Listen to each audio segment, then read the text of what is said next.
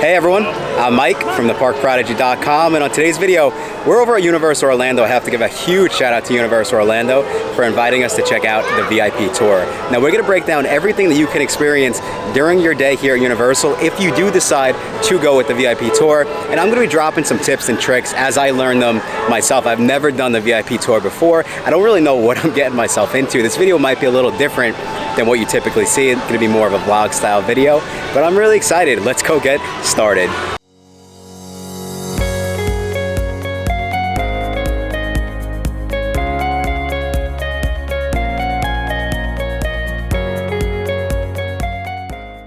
Alright, so it's about 10:25 right now. We just left breakfast, part of the VIP tour here at Universal. I'm going to try to keep track of just how many rides we can get on between the start of the VIP tour all the way through the end. And of course, I will fill you in here and there on the different type of VIP tours that they have here at Universal. Also some tips and tricks to get the most out of your VIP tour. And then of course, what is exactly included in the VIP tour. But we're walking over to our first ride. One of the cool things about the VIP tour is you don't have to wait online. You pretty much get escorted to the front of the line. So we're talking very, very low wait times, which is, I think, important to a lot of families, especially when you want that red carpet experience here in the park. So keep you posted on what's next. Okay, so it's 11:08 and we've already gotten on 2 rides. So we've gone on the Hogwarts Express, and now we just came over to Hagrid's Magical Creatures Motorbike Adventure, as you can see behind me, and we did get onto Hagrid's, as you can hear guests screaming in delight. So one of the cool things that I think that I've learned about the VIP tour is that, of course, you can go on Hagrid's. Now, the important thing that I just learned is that you get an Express Pass ticket with the VIP tour. Now, of course, you don't actually need the Express Pass ticket during the tour. It is like a red carpet where they're going to essentially, roll with the red carpet, bring you to the front of the lines for the VIP. However, after the fact, you do get to keep that Express Pass ticket, and you can use your Express Pass ticket after the VIP tour expires. Now, I think that's important from a pricing standpoint. If you're at home and you're wondering, hey, what's the price of an Express Pass? What's the price of the VIP tour? That might make it a little bit easier of a decision, knowing that you actually can get both. For the VIP tour, you'll get the Express Pass to use after, and you get to enjoy the VIP treatment during the day. So since we kind of touched on the pricing a little bit, it's important for me to start to get into the tips and tricks and everything that the VIP tour is about. So there are 2 VIP tours here at Universal Orlando.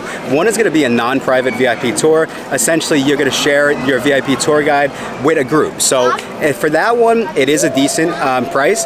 The important thing to keep in mind is the tour guide really is calling the shots, picking the rides. Of course, though, they're going to optimize your time in the parks.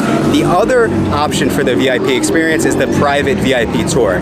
Now, the pricing for that is going to fluctuate. It can get pretty significant. However, on the flip side, for the private VIP tour, you do get to call the shots. You get to pick the rides you want to go on. As you can see, we're over at Hagrid's. The important thing to keep in mind with Hagrid's is it's not even included in the Express Pass. So if you buy an Express Pass ticket, you can't use it at this ride. However, with the VIP experience, you can. And as you can see, it's 11:15. We've already gone on 2 rides with very little wait. So I'm excited to see what comes next.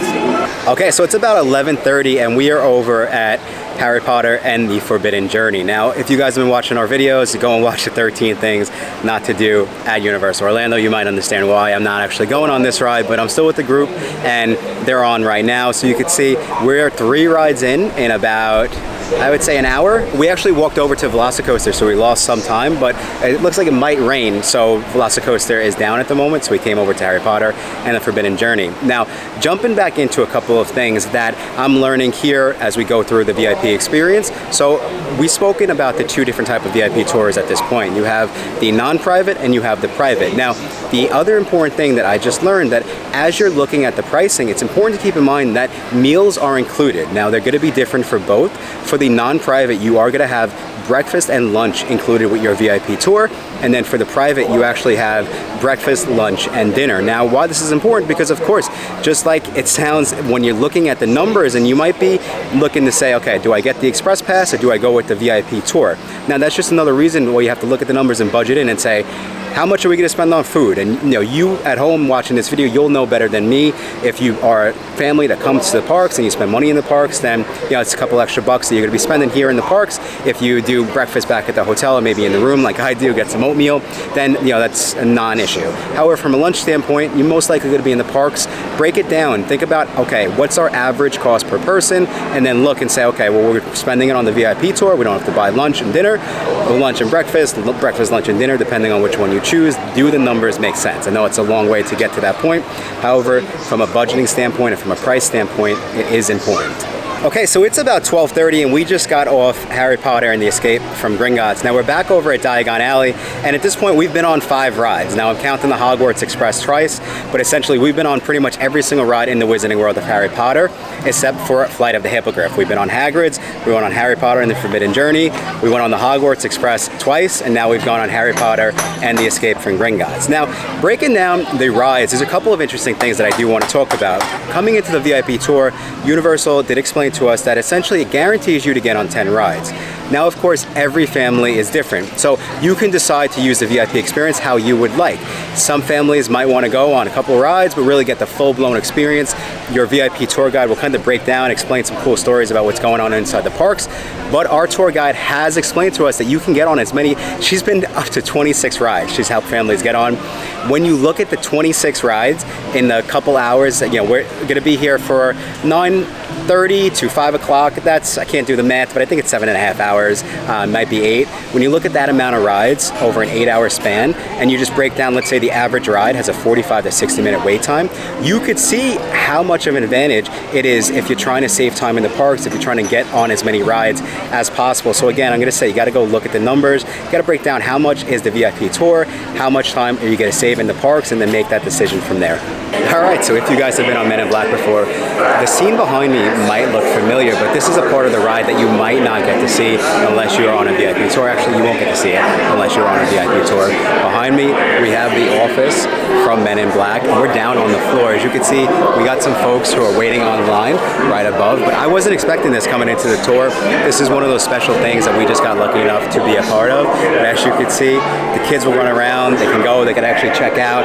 We're sitting on the seats. If you remember that iconic Men in Black moment where Will Smith pulls the table out, right in the middle of it. This is another great experience part of the VIP tour. As I get interrupted, but we're about to go on to Men in Black, so I'm excited. I'll let you guys know what my score is. All right, so it's 1:37 on the VIP tour experience, and we just hit Men in Black.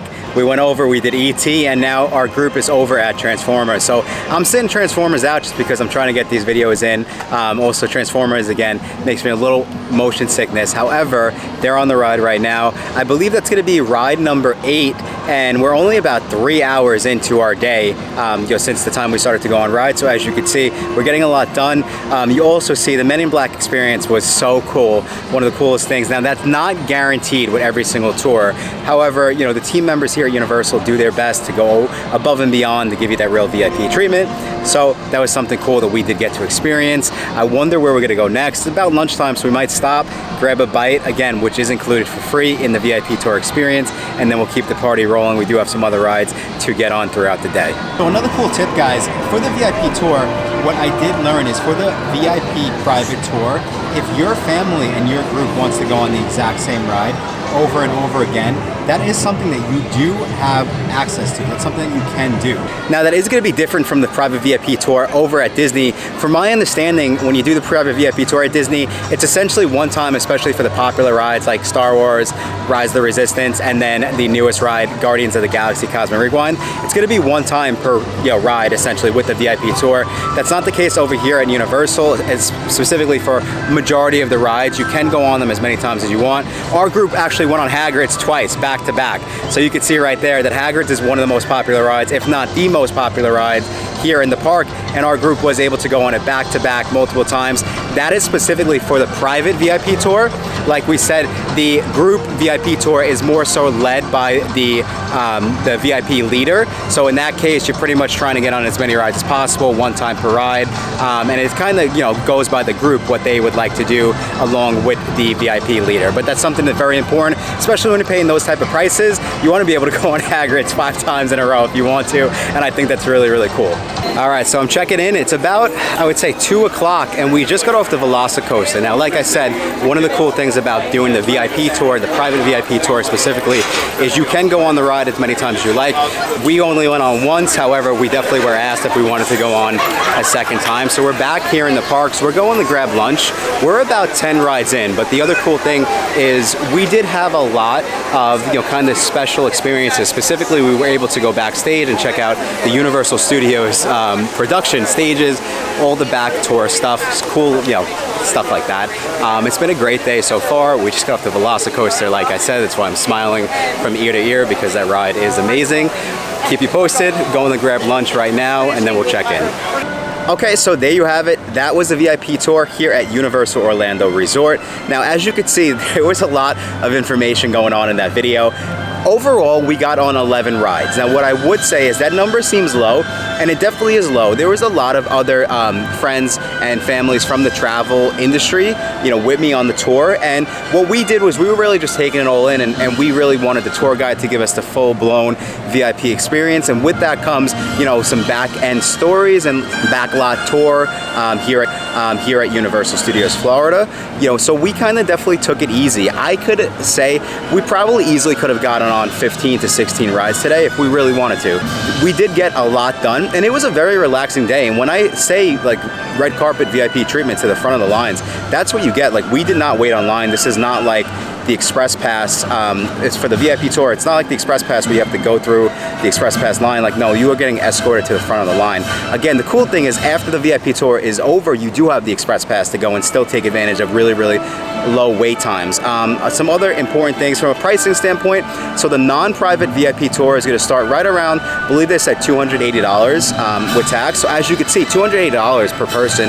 If that includes the Express Pass, breakfast, lunch, that includes parking as well. You could crunch the numbers when you start comparing it to the actual Express Pass ticket, and you can see like, hey, this might be a really, really great value to get the VIP treatment. For the non-private, it's right around $3,500 to start. Now, the pricing does fluctuate, but it's very similar to Disney.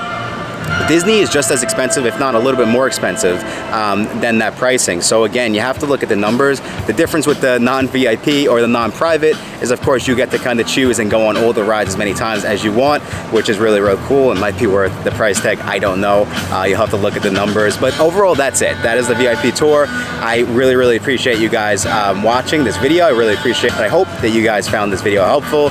The videos on the fly, these vlog style videos, I'm getting used to them, but hopefully we'll get better in the future. Thank you guys again so much.